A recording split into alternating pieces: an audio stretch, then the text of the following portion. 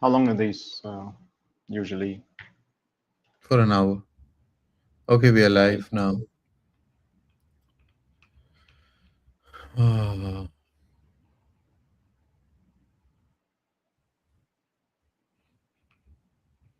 How long are these for an hour. usually?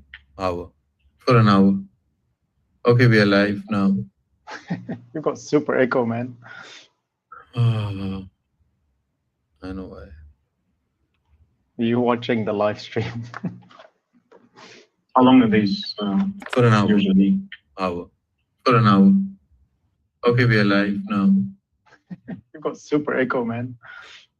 Ah, I think now I I know why. don't.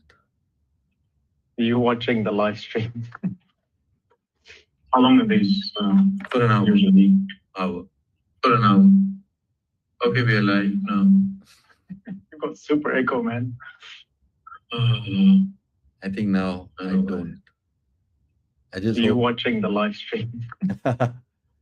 I How just long hope are these for an hour. usually? Why is it repeating For an itself? hour. Okay, we are live Because now. you keep watching it and you keep repeating in the Yeah, live. mute yourself. No, I was going live on MEXC. You watching the live stream? Damn. I How just long are these So you gotta usually? mute that audio, man. You gotta off the where speakers. is this It happening? and you keep repeating in the Yeah, live. mute yourself. No, I was going live on MEXC. This is the ultimate endless cycle. This is what happens when you put things on the blockchain, man. They're there forever.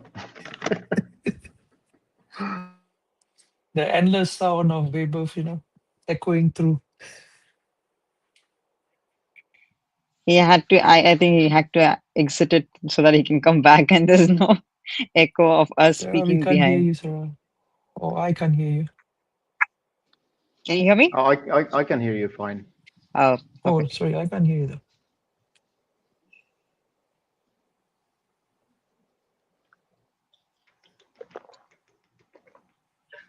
Now I'm audible. Harpreet. Yeah, I can hear you. Yeah, Harpreet. no, I can't hear Sarah. I can hear you, Adele, but I can't hear Sarah. Maybe. We on the same live stream. Yeah. Should I try refresh and rejoin? Sure, I'll take care of this by myself. One man show. Okay.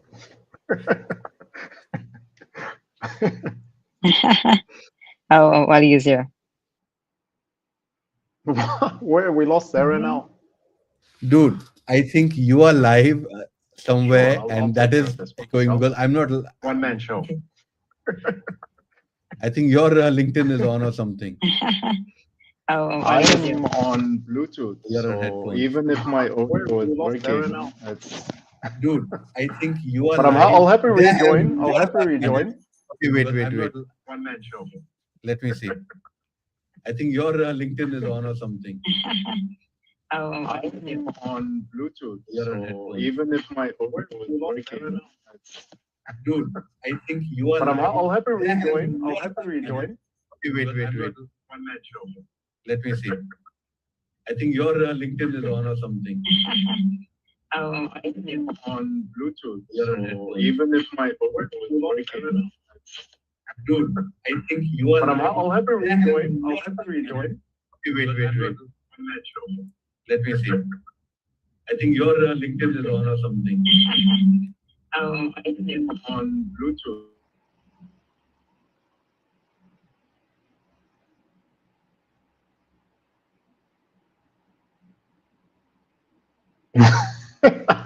All right, Harper, you and I can just catch up. No problem. I think we're the only ones with audible.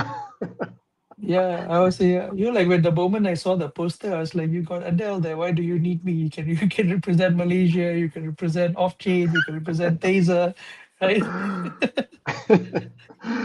It's okay. They won the big boss, man. I was a second hand pick, second round pick. Yeah, so it's like okay, it's like I could have slept. I knew if I knew Adele was on that panel. Yeah, it is midnight. Let's see if anyone's plugged in because I've started streaming in off chain. Yeah, I was trying to stream, but I stopped using this app for a very long time. Yeah, I knew Adele was on that panel. Yeah, it is midnight.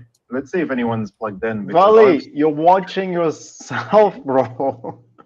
Every time you come back, we can hear the echo.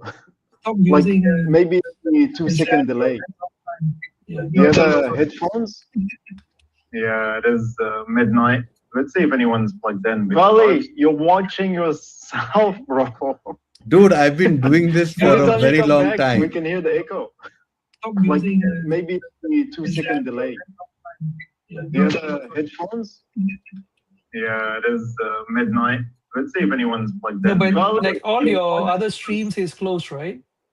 And everything is muted. So But this stream is also closed, so I don't know where the audio is coming from. Oh no, it's still live. Yeah, no, it's still live. Is it okay now?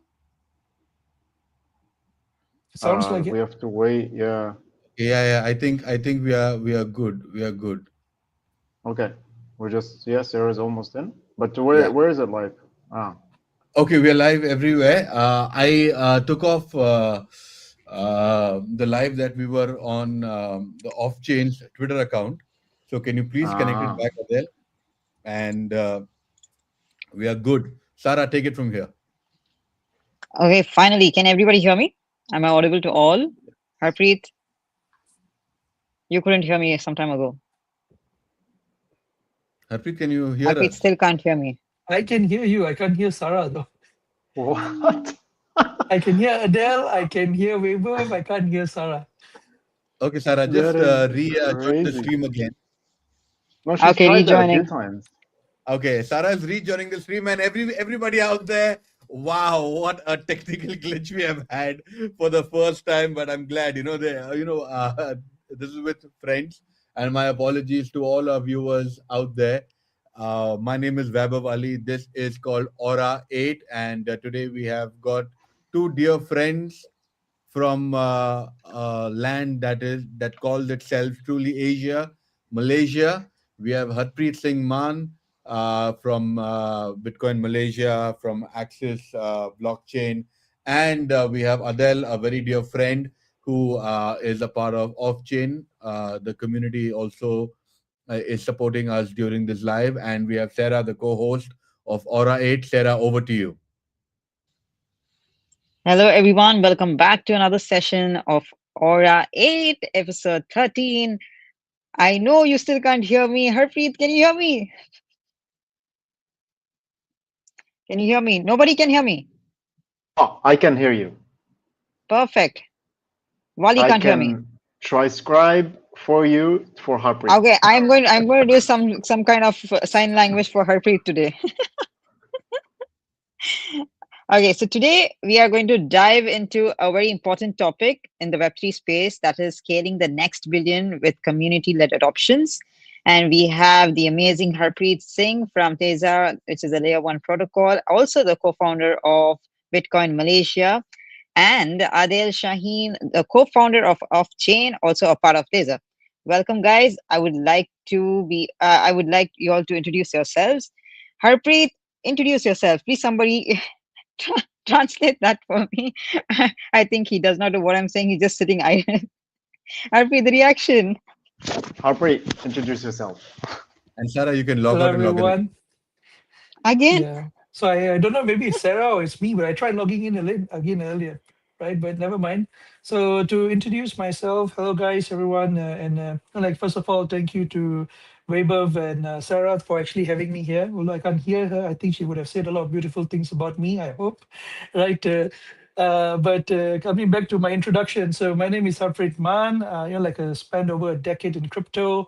Right at the moment, we are building this institutional grade blockchain protocol called Teza, right? And at the same time, I'm also very involved in the local communities. Since 2012, I was building Bitcoin communities. Then after that, I started developing developer communities in Malaysia and Southeast Asia. I started doing hackathons. Early back in 2017, 2018, started doing boot camps and trainings, trying to onboard more developers in the ecosystem.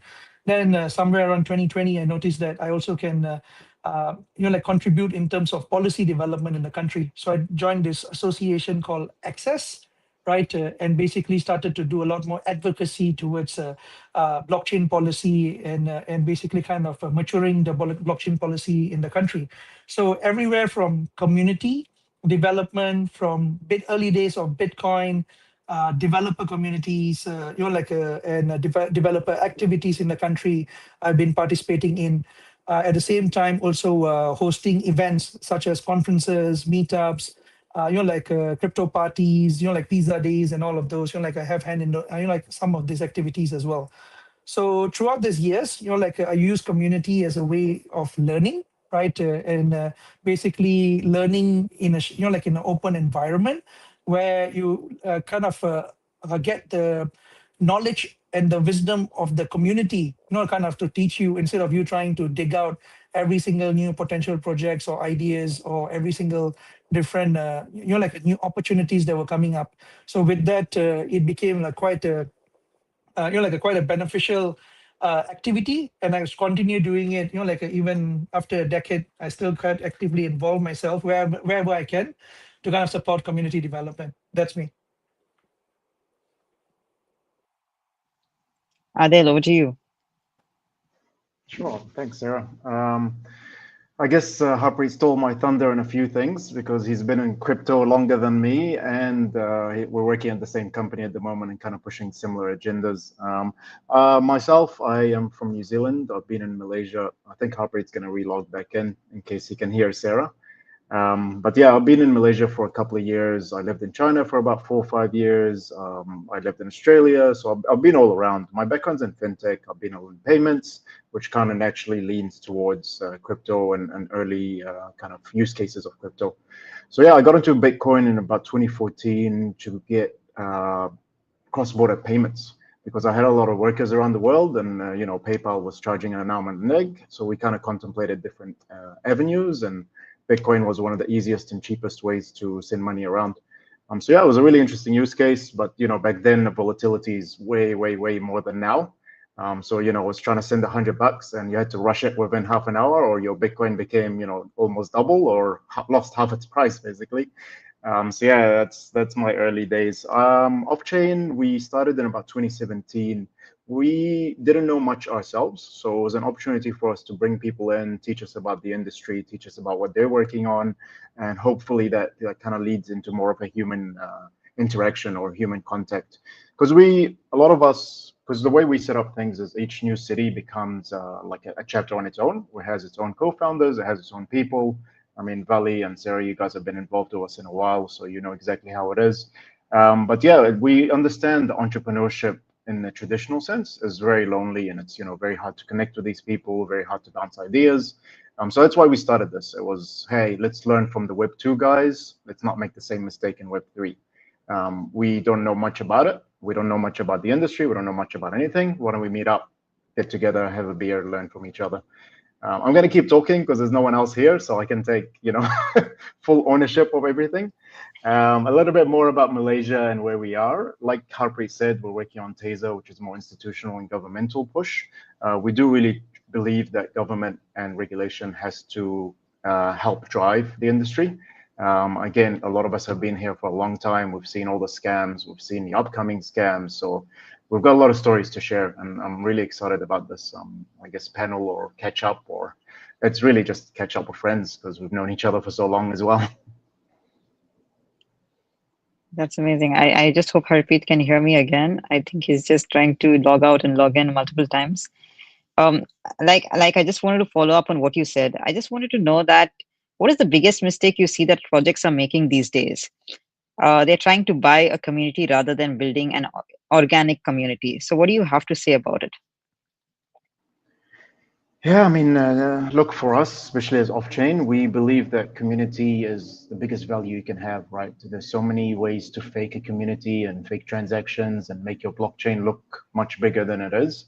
But at the end of the day, you can't fake offline community, people coming together and kind of contributing. Or I see Harpreet nodding his head, so I don't know if he can't hear me or he disagrees with me. But yeah, so yeah. So yeah, I really think the only value a project or a new project can have right now is a real community.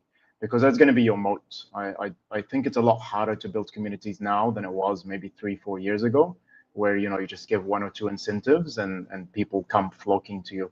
Now people are a lot more, hey, is there real value? Hey, is this airdrop going to be worth something? Why is it going to be worth something? So I think people are a little bit more educated now. But yeah, if you were asking me, don't buy a community. It doesn't help your project at all. Harpreet, can you hear me? No, he cannot. I think Wali has to take care of the questions for Harpreet. Wali is not here. Bali, you're on mute. Mute, you're on mute. Wow. Harpreet, tell us in Malaysia, what kind of trend do we see specifically for the ASEAN region compared to what you see globally? Because you have traveled across the world for various crypto events. We have met at numerous places ourselves. But how do you see the community that is in Malaysia locally? Because I've been involved in a few community events thanks to Offchain in Malaysia, but I would love to know your understanding of how the community is growing in Malaysia. Okay, sure. Yeah, so basically, I have been fortunate, right, to see communities growing and evolving and maybe like dying, like a kind of dissipating, and like then coming back together again, and reinventing themselves multiple times throughout the era, right? So like early 2012, right, 2013, like in Malaysia, there was nothing yet, right? So because a lot of people went to Singapore, they attended some Bitcoin conferences, some meetups, they heard about some projects, they attended some, upcoming hot fintech startup, meetups in Singapore. So they started to hear about cryptocurrency, they started to hear about Bitcoin. And then when they came back to KL, they wanted to start these discussions, like what exactly is Bitcoin, like trying to advocate for it and also try to understand, how does it work, right? And started to host like a lot of like this. In Malaysia, we have these restaurants, which are like these Indian Muslim restaurants, mamas. I think Vaibhavv, I brought you to one the last you were here, right? We sit down around there on plastic tables and just discuss about ideas, discuss about, new emerging technologies, right? And that was like the beginning of this, like a Malaysian crypto communities, and including like things like Bitcoin Malaysia, right? So a lot of the initial crypto communities were formed that way. People were just curious. They were trying to learn. They were trying to understand, what is blockchain and crypto all about. Mostly, driven by the incentive to actually try to make some money, or just curiosity, right? Then later on, somewhere around 2015, 2016, 2017, people were into mining, they were looking into Bitcoin, they were looking into early days of Ethereum, they were looking into technologies, they were looking into colored coins, right? They were looking into Dash. So a lot of those kind of communities started to evolve into more technology discussions, right? Back then, you started to hear the word blockchain more. Early days, we never even heard the word blockchain. Everybody used to talk about Bitcoin and Bitcoin protocol and Bitcoin Fox mainly. So the discussion started to evolve more towards the technology side of things, right? And Malaysia, if coming back to your question, it was been fortunate because a lot of ASEAN activities was happening in Singapore. Malaysia started to get like a lot of that spillover effect, right? So we started to see a lot more of the discussion coming into KL early, because and a lot of the innovation coming into Malaysia early, a lot of the projects coming into Malaysia early, and from there we have like a lot of pioneers that came out from these communities and decided to build their startup ecosystem. But when you go towards other parts of Southeast Asia, like for example, let's say Indonesia, or in Bali or Jakarta or Thailand, they never had a similar effect, right? They didn't had a very dev-centric effect early. They never had a very, investor, what they call the discussions early also. So today, when you look into the communities, you can see Malaysia has like multiple different groupings, right? You have like the OG groups, the OG investor groups, circles, the dev-centric groups, right? The community-centric groups where people who want to hang out and just like have food together. There's like still the remnants of the GameFi and NFT groups, people who are still trying to do things that are more creative, right? Then also the new institutional focus, like regulatory groups, right, with regulated markets and people who are operating and working and providing services in the regulated market. So in that terms, Malaysia has like quite a lot of subsets of communities, right? A lot of it is like the same group of people, but it has already matured. And because of that, there is more mature startups that pop out of this ecosystem, a lot more knowledge sharing that happens in that ecosystem, a lot more policy discussions that happens in that ecosystem. So when you look into the neighboring countries, they are like still in, like you can say that the V2 or the V3 of discussion, like how Malaysia was in 2017, 2018, 2019, people, like discovered a lot of things, like a NFT, GameFi, but people are still trying to, like find what are the incentives are. So whenever there's incentives, you get a huge amount of people flocking in. In Malaysia, this happened during 2017. We had like a lot of MLM projects coming up, right? A lot of those, like get rich quick kind of schemes were popping up in Malaysia. So a lot of people got massively educated, like a massively, like aware about ecosystem. A lot of scams were there as well. But then later people like started to look for something that are more mature, something that are more long term, and the industry kind of like started to see more projects. Now I think that started to happen towards the other regions in Central, in Southeast Asia as well, especially towards Thailand and also Indonesia. Vietnam, I think, has a different effect. There's a lot more developers there. So if you go into the community, you also get in, like people who are focusing on investors trying to make small spreads, right? Like in the Vietnamese market, but then also there's a lot of developers who are trying to build new startups or trying to work for new startups. So that is like a, like a good thing about the Vietnamese market.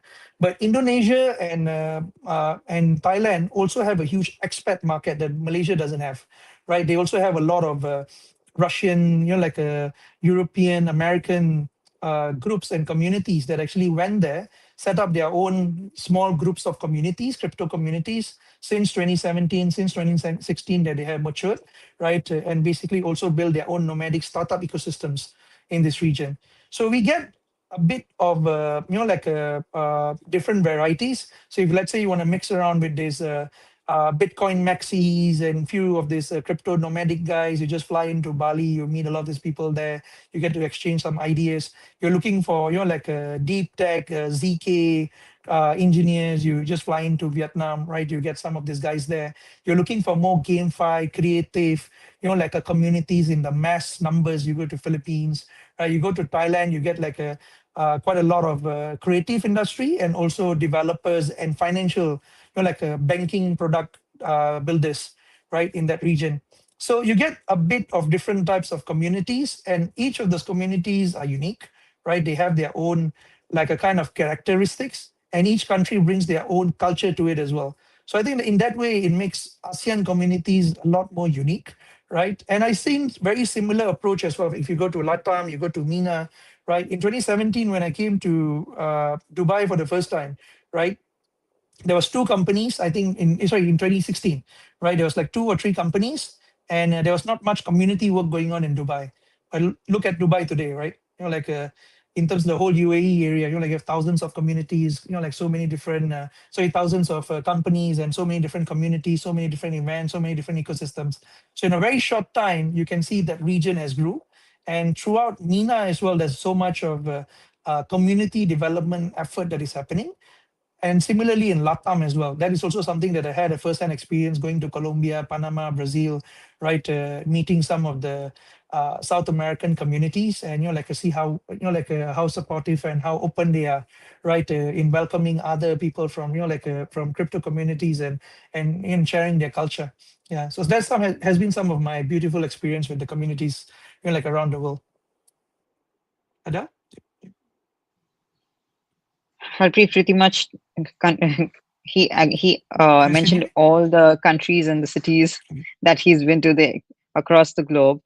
Adil, I would like to ask that Offchain is known for its global community presence. So what do you think is the strategy for converting these curious newcomers that get into the community and make them into active Web3 contributors? Yeah, just to summarize what Sarah said for Harpreet, she's just asking about how is activation happening around the world and our experience with it as off-chain. Look, for us, we're not the big gets of the world. We don't believe we're going to get 1 billion people via online scale. We do more things offline, and with the way that we see it is you can't really build, well, you can, but we found that the human connection side of things happens a lot better offline. So when you talk about converting someone into Web3 or getting them to better understand Web3, for us this happens. Hey, let's have a chat. Hey, I got scammed last week. Hey, did you hear about what happened with Bitcoin? Why do you think it's moving? That kind of stuff. It brings context to Web3. And I feel like when you watch some YouTubers or really whoever it is, you're missing that context. It's just someone, you think, what's their hidden agenda? What are they trying to sell? You get a lot of that influencer effect, I guess. So for us, look, if you asked us as off-chain, I truly believe that you push things offline. You can incentivize things offline, but of course it's a lot more manual, right? It's a sales versus marketing approach. For us, it's more sales. It's come to the event, activate, explain yourself, explain what you do in life. Don't just talk about your company, right? So yeah, that is an interesting question. I think you need to talk to people more hands-on in order to convert them, especially if they've been burnt before, right? Because again, in the crypto and a lot of these new industries, there's a lot of burning that happens. So when you meet someone who spent, let's say, half of their savings on an MLM or something, it's a much harder sell, or much harder conversation to have with that person, because they know, I got scammed. That's it. Like they're either on one stage of grief, and you got to figure it out where it is, and you try and deal from there. But yeah, it is a bit of a tricky one, Sarah. I guess if I were to ask you guys as hosts, what convinced you to move into Web3, right? Was it some influencer, or was it someone you met, or? Money, in more ways than one, actually. We have a very interesting journey, which I'll let Sarah take that up. But I want to understand this now, because Harpreet now is also on the community side, but also on the product side. Now, what do you think? What is most important, product first or community first? So I think community comes first, right? So what happens here is like product has like a long development cycle, right? If let's say your community is not yet built, like your overall the people are not excited towards your product, they don't have like any functions or functionalities or something to suggest, right? So in terms of building a sort of community before even the product goes live, I think it's so much more beneficial to the startup, because you get somebody who's interested to like use the product, to give you feedbacks, to give you comments, to to at the same time engage with your community, to share with their friends about what are the cool things that you are developing at the moment.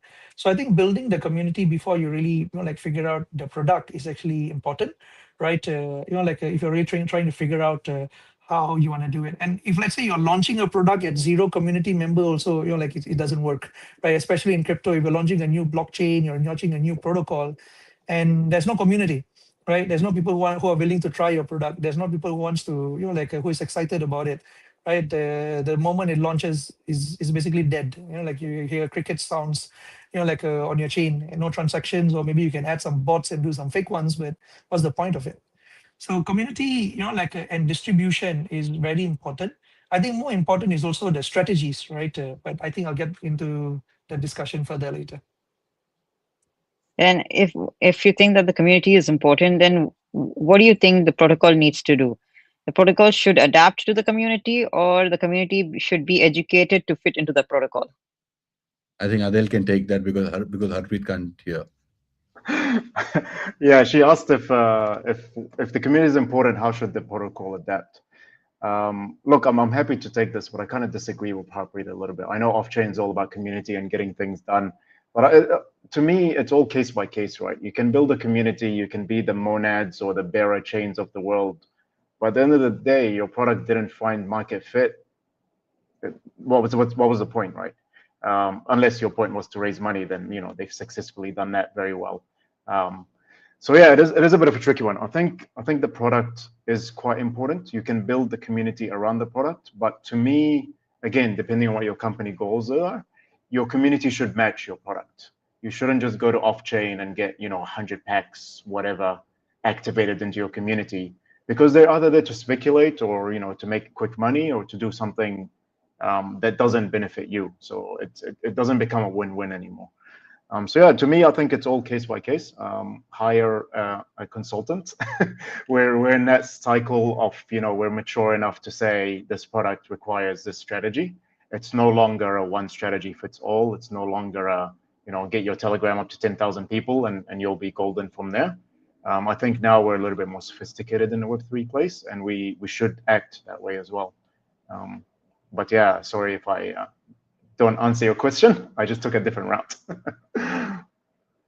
Sorry, what was the question, Adele? She asked if the community is important. How should the protocol cater for the community? And what's your route on that? Yeah, I think I do agree with you as well that it's not always the best choice. Like sometimes you are really amazing in making communities and like getting everybody excited about things, but that you are terribly bad in finding a product market fit.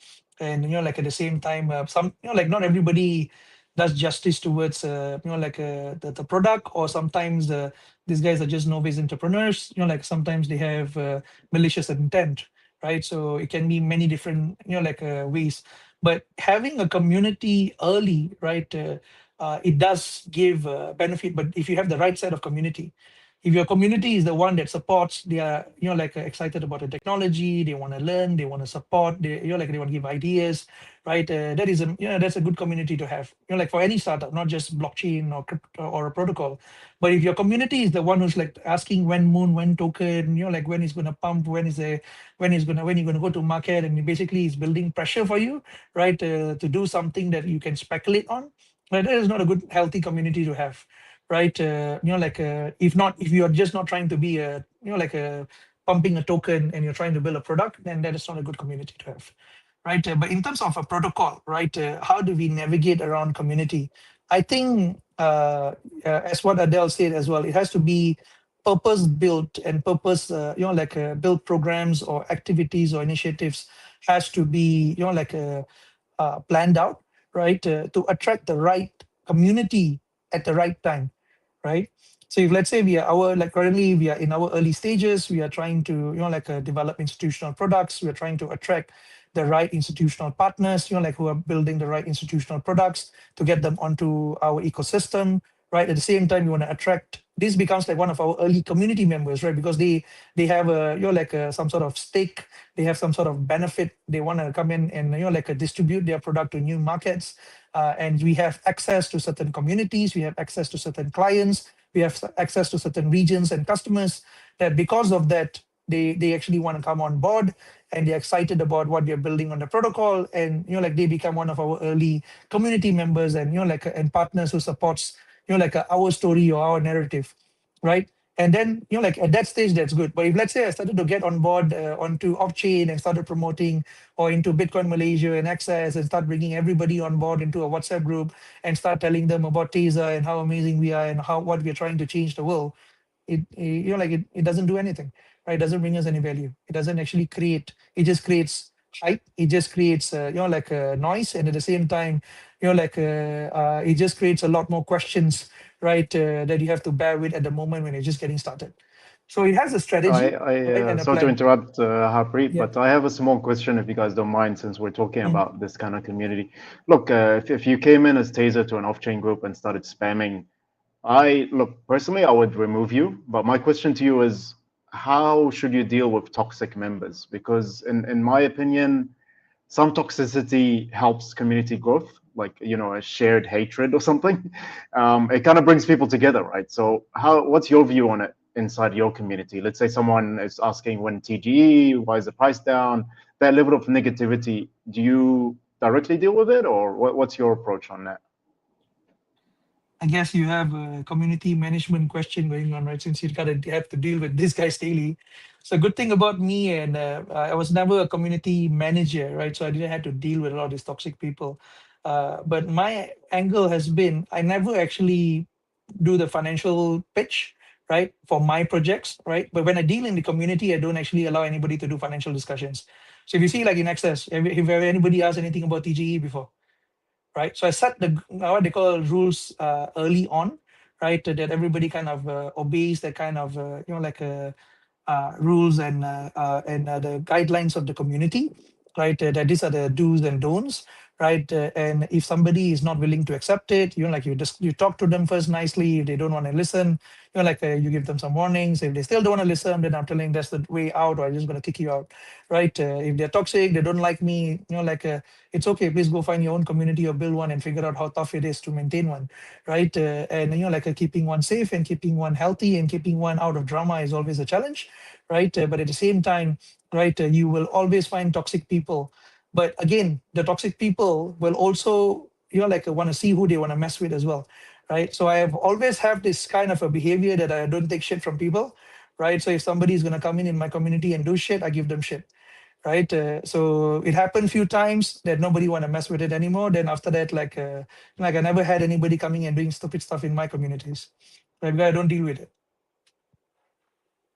No, I think just to add to that, um, in communities, when we get together, there is going to be somebody who's going to come and create nonsense, right? When you bring people together, we are going to have people who will create nonsense. We will create happiness. We will create joy. Now, you guys have met me individually at different parts of the world. You know that I'm the one who's always coming up with joy and with the energy and having fun. But then I've seen people come in and say that, oh wow, they don't have food, or they don't have drinks, or oh, they have Adele here, or they have Harpreet here. I just want to get out of here, kind of stuff. But then I personally feel that a community is like an open house, until unless you do it token gated, like Gabe from our community and stuff like that. But then a community is a place where people get more than they give.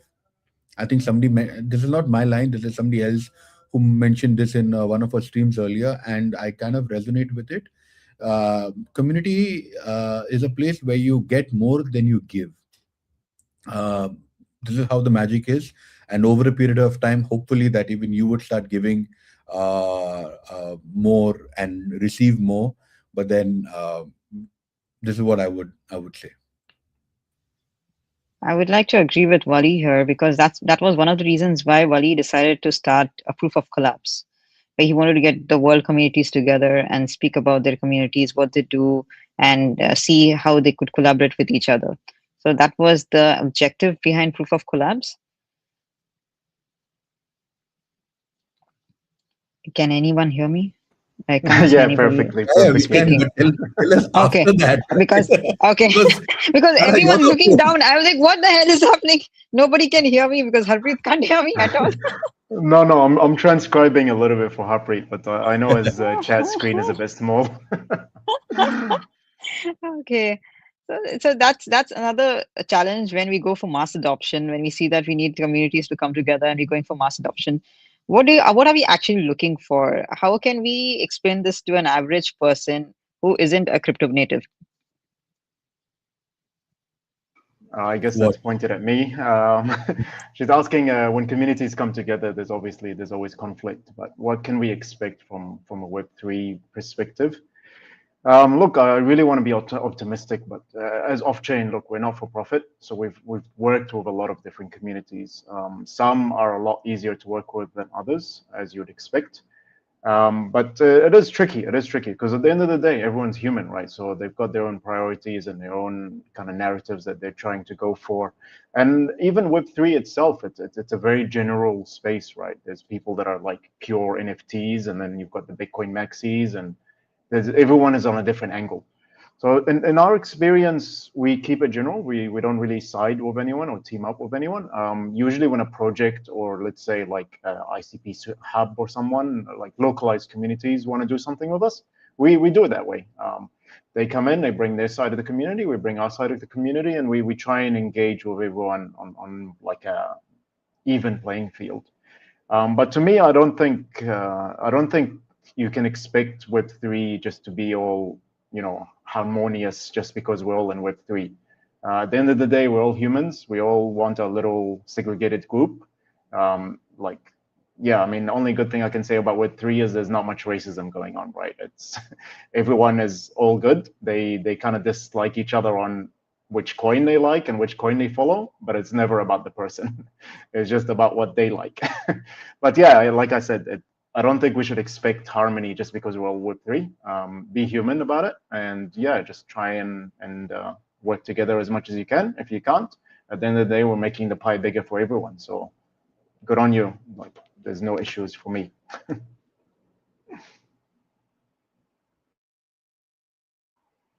Vali, I see you disagreeing a little bit halfway through.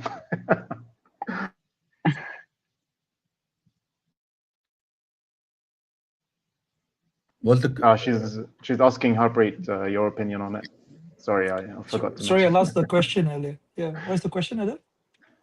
She said the Web3 communities usually have a bit of clash. So how do you manage kind of getting them together and working more closely together on that side? I mean, there's always clashes, right? There's always one guy not liking, like there's inter-community drama, there's inter-company drama, there's inter-association drama, there's inter-government agency dramas, like, so there's always going to be, like one guy who doesn't like the other person, right? And here where it comes down to your skills, right? How can you navigate yourself between multiple people who dislike this, what they call the don't trust each other, or you're like at the same time you can still come to a table, build a community, get to a deal, get on an event, get on an activity to push a common agenda, right? And move forward, right? So I've dealt with a lot of people that maybe like they were calling each other scammers, cheated each other on money, like on investment, but they still come on the same like panel, and like they still go through peacefully, like when I organize an event, right? But if they see publicly each other, they're gonna kill each other, like that kind of stuff, right? So, but it comes down to one, your level, like how you're able to maintain a diplomacy, right, with all the participating parties and communities, right? And in terms of communities, right, so you have to, always assume these guys, some people are playing the short-term game and some people are playing the long-term game, right? So when I got into this, my fuel, right, to build communities has never been like an incentive, like, okay, maybe I can earn from this community, right? Technically, I build that community, I build that particular network, right? But do I care to monetize the network and leverage the network? Actually, I don't, right? I build it, I contribute, I participate, I enjoy myself, like I do my activity, I move on, right? If I get somebody to manage it, or I can hand over to someone to continue building it, it's amazing, right? If it served its purpose and it, like it's time for it to die, it should die, right? Build something more that's more fun, right? That keeps growing, right? And there's people who, have beef with each other, like they have like all this different drama and activities they want to participate. If you participate in those dramas, like about among people, right? When you talk about other people, right? Then you expect other people to talk about you as well, right? But when you don't talk about people, you are not the initiator of all of these dramas. You don't participate in those dramas. You don't, like hear no evil, say no evil, right? Kind of an person. Then they don't actually, it's not very exciting to tell you all this juicy stuff. At the same time, you don't know the juicy stuff, and you don't get involved in the juicy stuff. You don't get dragged along in the juicy stuff. You're not a part of the juicy stuff, right? So that has been my motto. Like kind of navigating through all these different set of communities, right? But at the same time, I knowing that which are the people I want to align myself with and which are the people I want to stay away from, right? Like not everybody in the space is saint, right? Some people did mistakes, but some people are just pure evil, right? You just know that what are their intentions are, but at the same time, you're going to navigate towards building these communities. Although they might have differences, but they might have, they might be willing to do it for you or for a reason, for a purpose. You need to know those and have a way to be a diplomat or a community guy who know how to navigate between all these tough positions. To give you a bit of an example, right? So I have seen maybe, 20, like since 2016, 2017, maybe up to 40 different women initiative communities, right, in this region, right? Somebody from Korea trying to do it, from Singapore trying to do it, Thailand trying to do it, like Vietnam trying to do it, like Dubai trying to do it. So many different women initiatives since 2016, 2017, 2018, and they keep fizzling down and keep dying, like keep coming back, keep making a resurgence. So whenever there's a bull market, you're going to see a huge amount of women empowerment communities. You're going to see a huge amount of like like a new projects and ecosystem based communities. The moment the bear comes, everybody is not active anymore. They're just like that posting communities. Like maybe there's one messages after a week, right? There's nobody activated because the whole incentive there was to have an incentive to either have a career option or to to earn something from events, to earn something from, or maybe get a job opportunity. But they were not really doing it for the goal, right? Which was woman empowerment, right? So that's why they were not actually willing to listen to anybody else on that particular activity. That okay, maybe I can work with the other person and achieve my goal, right? Similarly, maybe I can work with with all these different competing people who are trying to build similar ideas. Maybe we can work together and build a better idea, right? So because of that, I always see like a lot of this empowerment groups, either it be a diversity or a woman or a crypto or a project specific, like a narrative specific groups keep coming and dying because their whole idea was to compete and get market share and promote themselves and get distribution. That's it, right? The moment the bear hits, they're all gone, right? So with that and in that communities when everybody is kind of trying to scrape for a their piece of pie, that's where you find the most complications because everybody is trying to compete for like the small amount of grant or the small amount of community activity or sponsorship, right? Or audience, and everybody like kind of hate each other for doing an event, hate each other for doing an activity which is similar to them, and then they start talking about each other and becomes very toxic. So I kind of like unsubscribe from all of that. I only do the things that I like, and the only things that I feel is deemed for the good for the ecosystem. With that, you get sanity and you can basically at the same time keep doing it for years, right? So that's the whole idea, to stay away drama free from a lot of this toxicity that happens in space. Don't play the short-term games, try to stick around for the long term. Yeah, back to you guys. Good, Sarah. Sorry, I was just typing the question on chat so that even Harpreet can answer that later. So, what do you think are the meme coin driven communities that were in your watch list in the past that have actually given back to the communities after the meme coin was launched?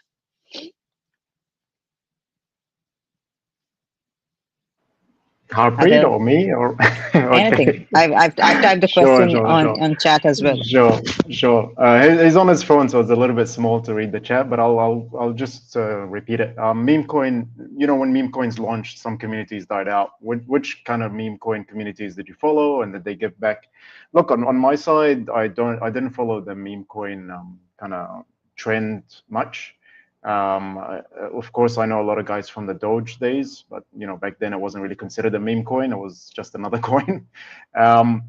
But look, I guess on from what I've seen, there's a lot of meme coin initiatives in big conferences. So you see meme cons and those kind of things.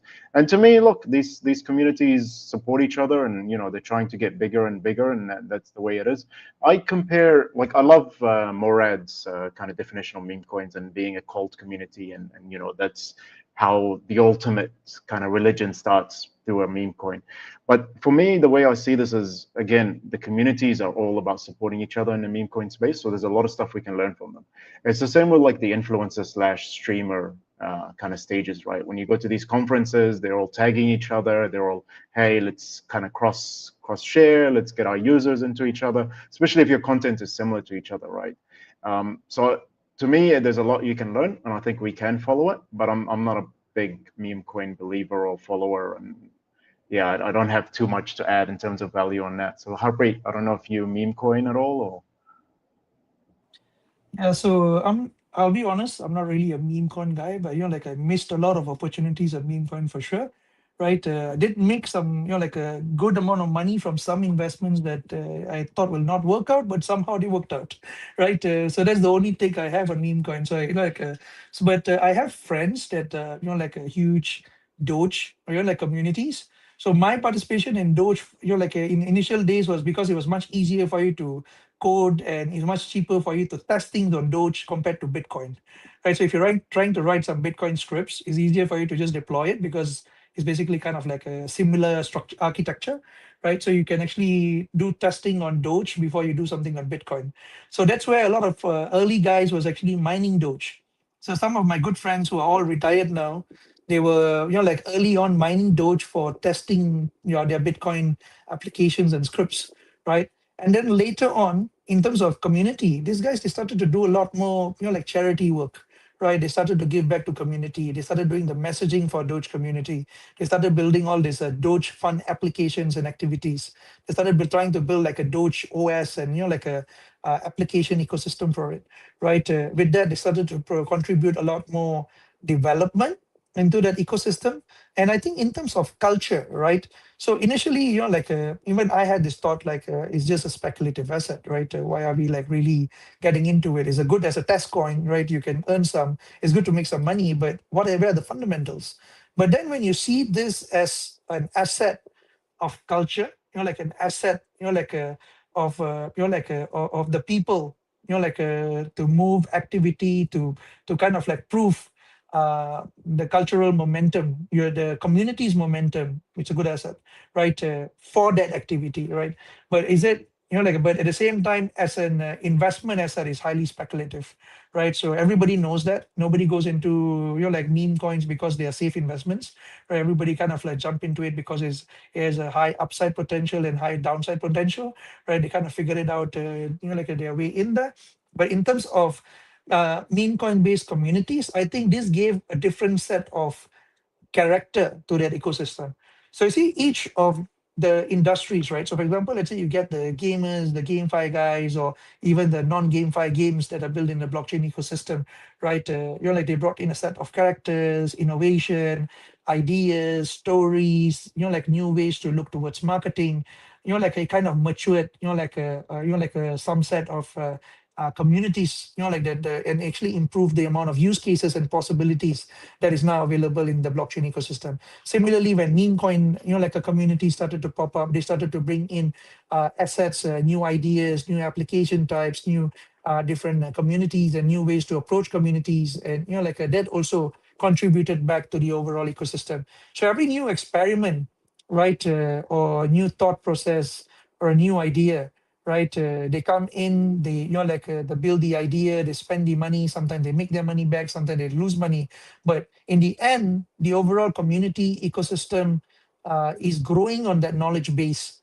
I think that is important, and I think meme coin has been one of the big contributors towards the knowledge base as well on how we should do things and what we not should what we should avoid basically. We were just Harpreet mentioned about scaling communities. So if we are planning to scale communities, then there is a huge issue that comes in.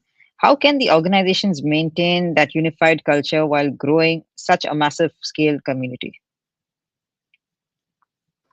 So she said when you unify community, as you scale, the culture kind of changes, right? It's similar to any organization and any kind of group. The more people you bring in, how do you maintain it?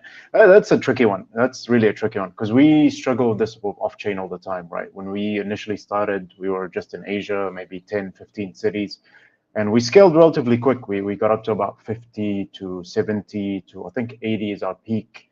But it was hard to maintain because a lot of these new guys, especially if they're younger guys, they want to do, glamorous kind of events, big sponsors, everything taken care of. But we told them, look, we've been doing events for, 10 plus years. It's not sustainable. Like when you do an event like this, you're going to burn out after maybe 3 months, 6 months max. And it's not just because of getting sponsors and money, and of course that's a factor. But the biggest factor is you kind of get into this habit of you want to get bigger and bigger, right? Like when we were doing events in Shanghai, I was part of the Crypto Monday team as well. You needed bigger and bigger speakers because at the end of the day, people, saw a big speaker last week or 2 weeks ago, and now they want a bigger one and a bigger one and a bigger one, right? But you reach a stage where there's no bigger speaker, like it's just not possible. So that kind of culture is very hard to imprint in these guys. But the way we got around it is you just got to go through cycles. We don't stop people. We tell them, look, if you want to do this event, our experience is it's going to work for a couple of weeks and then you'll give up. They're like, no, it's fine. So what we did was we had a backup co-founder, right? When we do a place like, let's say, London, we know that you're going to burn out. So usually after like 3 to 6 months, a backup co-founder comes in and he takes over or she takes over, and then they reinstate some of the culture aspects that we try to bring in. Again, that pay for yourself, or come and have a drink. Not really about speaking, not really about presenting. It's more about connecting one-on-one or connecting with people. So yeah, it is a tricky thing, and I think you can't expect to manage it. People have to just make their own mistakes. You can try and set like a manifesto, where we did have guidelines for new chapters, but again, you can't expect people to follow you. Like, they're going to do their own thing. They're human. They're going to make their own mistake, and then hopefully you're there to either help or replace when that happens. So yeah, Harpreet, I don't know if you have a comment or. I think it's quite tough to maintain culture, right, or any kind of even like a beginning principle that you had in terms of starting the community. But again, right, people change, time change, companies change, values change, activities change, right, countries change, and all of those. There's so many different factors that evolve this change, even industry, right? Looking over all the years, everybody was hard on Bitcoin Maxi, trying to kill the banks in 2012. I kind of like the idea that back then as well. Now, somewhere around there, I understood that banking is important for the economy, and maybe the idea is not very realistic, right? And then somewhere around the what they call the around that ecosystem, I noticed that why we need to do institutional investment, why we need to do institutional technologies, right? Why we need governments, why we need people to be paying taxes, right? So as you evolve, right, you learn, you educate yourself, you grow, right? The culture evolves, right? The value sets evolve, the understanding evolves, the ecosystem, the whole community matures with you, right? So and the community, there will be subset of that community that might be still a hard-on maxi, or a hard-on to a certain set of belief that they could not be changing, right? I've experienced a lot of that as well. I still meet a lot of my old Bitcoiner friends, or old a crypto friends that they still cannot accept the idea of even Ethereum, right? So they are a huge a Bitcoiners that a Bitcoin maxis that they don't accept anything. We call them the Bitcoin purists, right? They are purely just Bitcoin and nothing else, right? So they are purely Bitcoin purists, and they would not want to hear anything about innovation. Idea of having smart contract is just creating more rubbish on the chain for them, right? But then you also have the technologists, people evolve from the idea of being from an incentive or for investment. They started to evolve towards being a technologist to understand for the love of the technology, moving towards being more entrepreneurial, right? Trying to build stuff around this ecosystem. So their belief of the people changed, the culture of the people changed.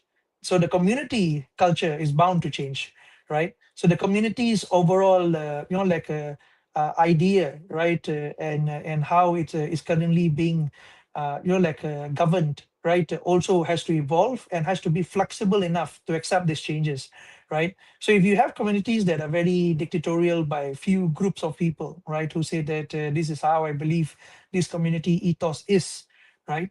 But then this is not a community, right? Is basically a group dictated by a few group of people, right?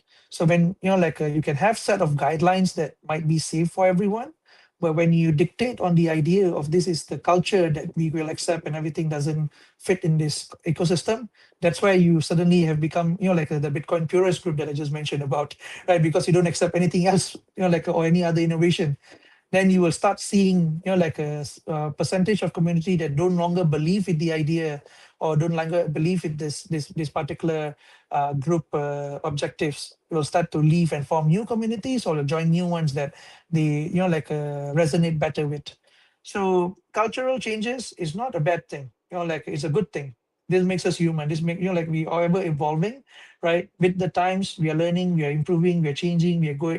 Going out and accepting new set of ideas and beliefs. But at the same time, there should be some consistent values, right? Which is like not doing the bad thing, not trying to scam people, not trying to, like doing illegal activities, and trying to be more obedient in terms of, like what kind of value you're trying to bring to the society and people. That kind of a person, right? Like you should stay, and that kind of people you want to keep in your community, right? So that's my view on it. No, I want to add on to this. The way I look at communities is like an extended family in India, or like a Muslim's extended families, where everybody stays kind of in one roof, or even if they aren't in one roof, they are around, and everybody has regular conversations around the similar values.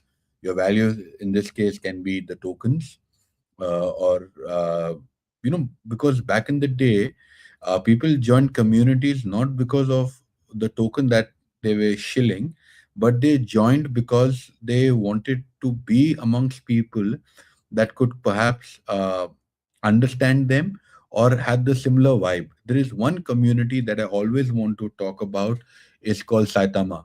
Now, I have no affiliation with them. They haven't sponsored us maybe yet. But I want to say that I read something about them which actually blew my mind.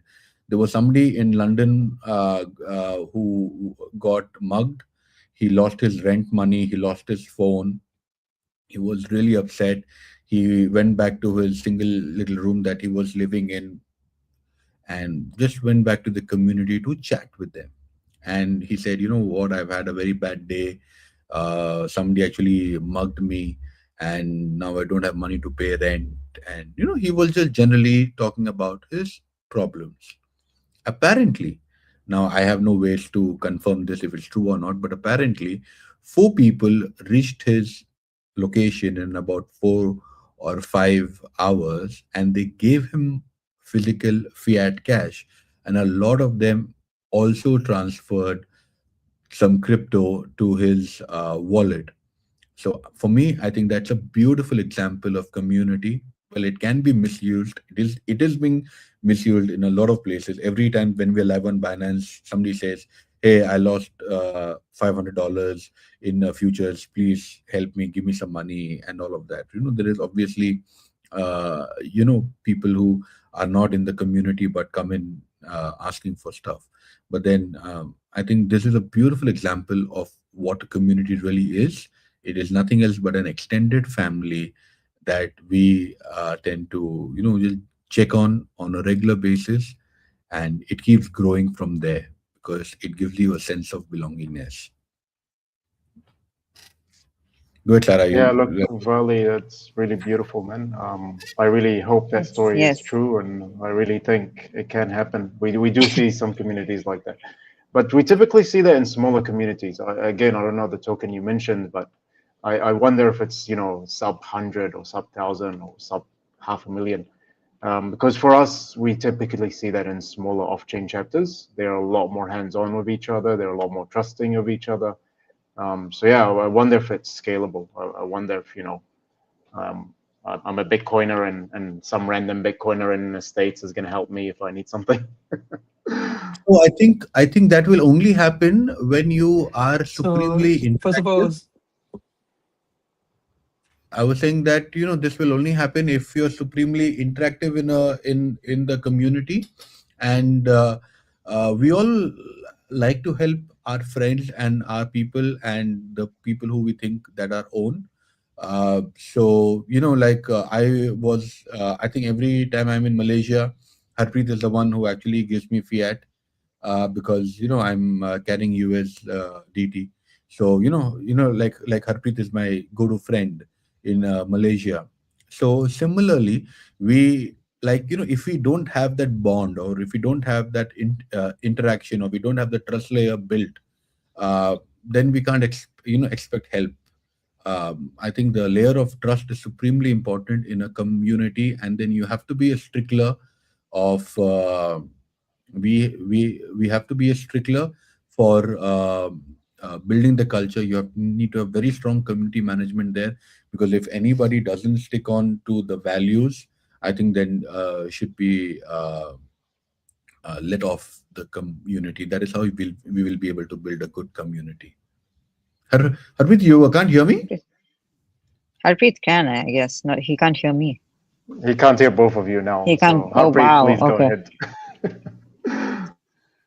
Sorry, guys. I don't know. I think because the latency, so StreamYard is just like not letting me hear both Sarah and Vaibhav's like a speech basically. So maybe because of the latency issue, so it goes in and out. I heard Vaibhav in the beginning, but then it's just stopped. Like after for a while. So coming Good. to the story Good. I earlier, was right? So talking I have about an money and interesting he. story from last year's CoinFest as well, right? So what happened, right? There was this, it was like the among the last days, right? I think before one day before me and Arvin, the ex-president of Access, we were hanging out at a beach, right? We were like trying to like relax, like it was the last day, like before we fly the next day, and suddenly we got like on the community groups, right? It was going crazy, and so many messages was coming up in the community. I think it was like off chain or any, right? And somebody told us that, hey, somebody, is somebody still in Bali, and some kid met an accident, right? And me and Arvin was in Bali, right? You are still at the beach. And then I was like, hey, Arvin, I think like this might be serious. Like somebody has met accident, and there's nobody here to help. Like, and I think maybe we should go, right? Right. And first we thought like, is there somebody else who's actually available?